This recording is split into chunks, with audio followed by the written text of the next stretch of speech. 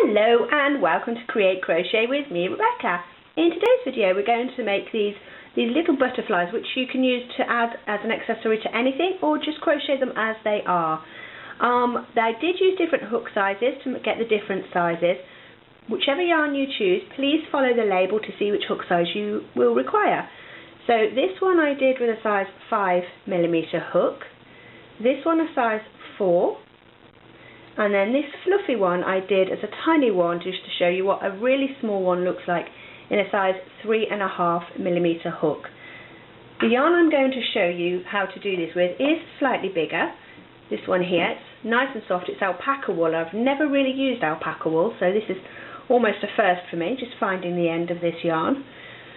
And to crochet this one's going to be bigger than all of these three. I'm going to be using a size K millimetre hook or a size 6.5mm. Now it is very, very sunny where I am and it's casting these gorgeous shadows. So to start these butterflies we're going to need to make a magic loop, and the way we do that is you have the small end or the tail end or the stubby end, whichever you call it. Hold the stubby end with your finger, with your thumb right here, and wrap the yarn once and twice around your fingers so it looks like an exaggerated cross over the top of your fingers. Now you have this loop here over the top and you have this loop here which sits underneath. With your hook under the one that's underneath and grab the top one, and as you come through give it a little one twist only. Hold this section with your right hand and bring your fingers out and free, and then we're just going to chain one just to hold everything in place like so, and that is what your adjustable loop or a magic circle or whatever you call this looks like. Now you have the tail end inside your magic loop. I always remove it, it just makes life easier later on in our pattern. So just take that tail end out like so. And let's get started. So we want to chain 6. So we'll count this one as our first one that we did to hold our magic loop in place. So that was 1, 2, 3, 4, and 5. And the sun has just gone behind a cloud. So we're going to be doing a range of stitches, and I am going to be using the US term for all of the stitches. The first one that we need to do is a double treble, and it is the largest stitch that you're going to use in your menagerie of stitches.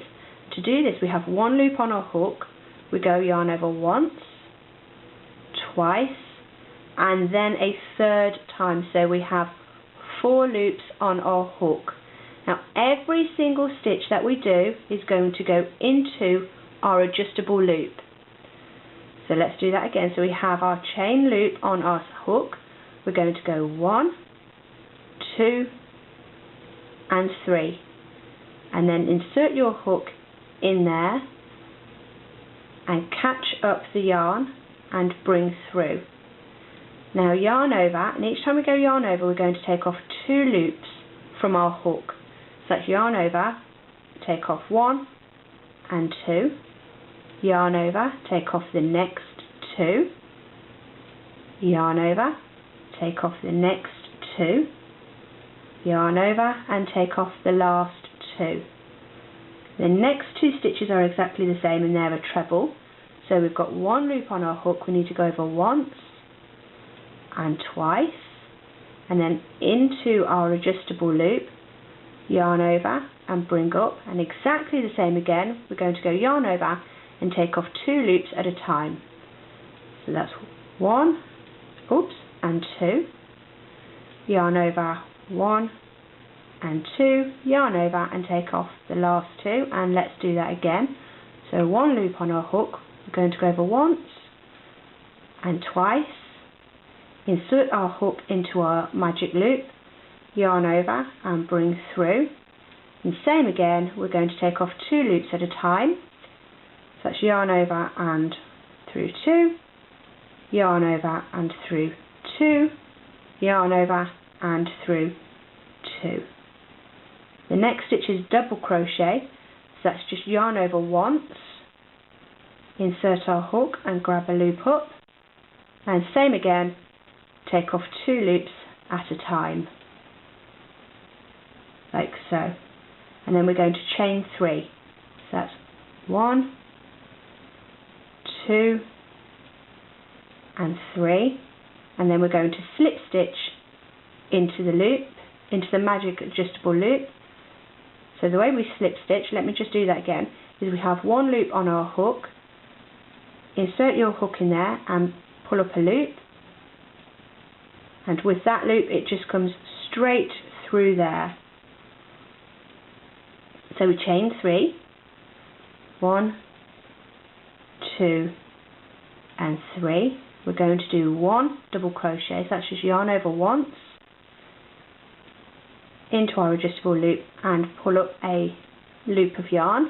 So we have 3 on our hook, yarn over and take off 2, yarn over, take off 2, 1 triple, so that's yarn over twice, yarn over, take off 2, yarn over, take off 2, yarn over, take off 2, and then we're going to chain 4. So that's 1, 2, 3 and 4, and then slip stitch.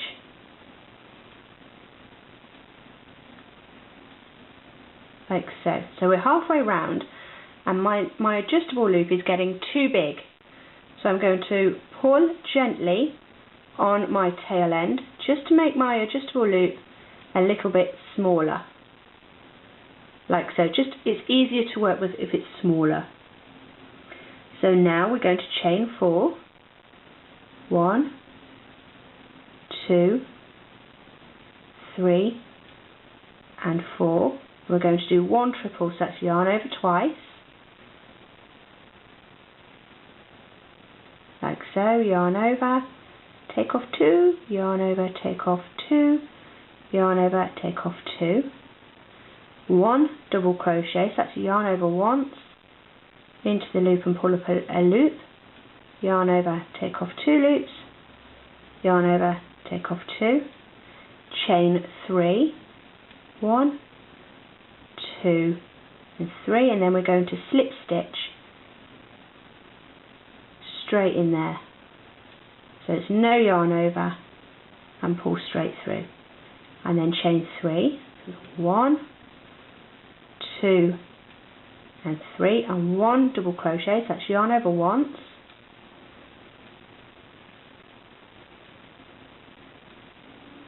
two, yarn over, take off 2, 2 triple, yarn over 1 and 2,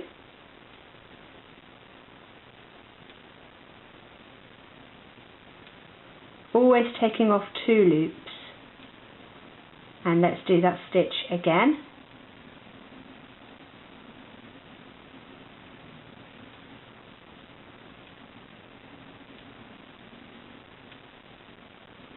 And then 1 double treble, 1, 2 and 3,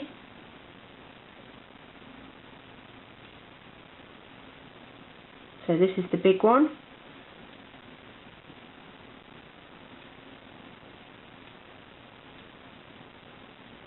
chain 6, 1, 2, 3, 4, 5 and 6,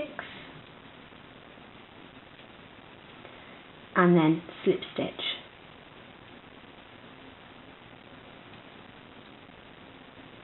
And this is where you are going to need to make this adjustable loop as small as you can get it, so pulling quite firmly on this tail end here. Now remember the first chain 6 that we made, it's here, so we've come all the way around, and this first chain here is this one here, and we're going to slip stitch into that first chain that we made. So we're going to go in with our hook. Let me try that one again because I didn't go into where I needed to. So you're going to catch up. Make sure you go into the actual stitch. This is what I'm doing at the moment. I'm going into this, we call that a 6 chain space. I don't want to go into there. I actually want to make sure that I go into the first chain here, like so. Catch up a loop and bring through that one and that one without yarn overing again.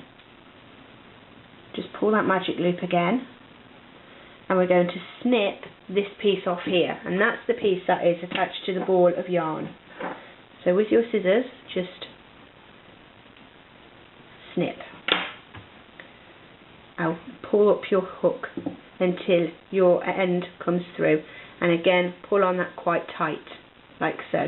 So now you have these two ends here, the magic loop end and the actual end of your work. We're going to tie a knot. So quite simply, we're going to cross these two over and pull through. And when I do my knot, I want to make sure it's actually at the top of this work here. So just like so. And then just to make sure it's really secure, I'm going to do another knot. Like so. So now that knot in these two ends will sit at the top of your butterfly, and all I'm going to do is come along and snip them so that they're level. But I do actually want these two here because that's the top of the butterfly. If you turn it over, at the moment it should look like a crumpled mess. So well done, you've made a crumpled mess. All you have to do is just tease out your crochet. And once you've teased it out, your butterfly is transformed, and then you have these two here, like so. Now you can block it out, and what that means, oh I'm sorry, I might have nearly tipped my camera over. What that means is if you block it out with your ironing board, put some pins around your butterfly to give it its definite shape, all the way around, just pinning it to give it the shape. Then with the steam part, doing it on your ironing board is great because your pins will easily go into your ironing board. Now put your iron onto high steam, don't press your work, just hold your iron over the top of your work and press the steam button lots of times and leave it for a good couple of hours just to set into place. I wanted my butterflies to be a little bit more freeform than that, so I haven't done that. Anyway, I hope you've enjoyed watching my video. Please feel free to post your pictures of your work on my Facebook page, and if you have any comments, good or bad, please leave them either on my Facebook page or on the messages below. Thank you so much for watching my video and supporting Create Crochet. Bye!